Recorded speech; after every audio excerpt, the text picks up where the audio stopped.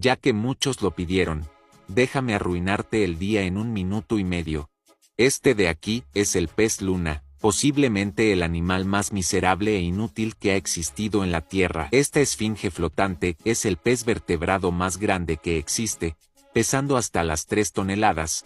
A pesar de que este pinche tambo de azotea cuenta con aletas, no las puede usar porque la vida se encargó de hacerlo un trozo de cagada flotante con movimiento casi nulo. Este triste túmulo de células se desplaza por el mar a través de corrientes marinas o escupiendo agua.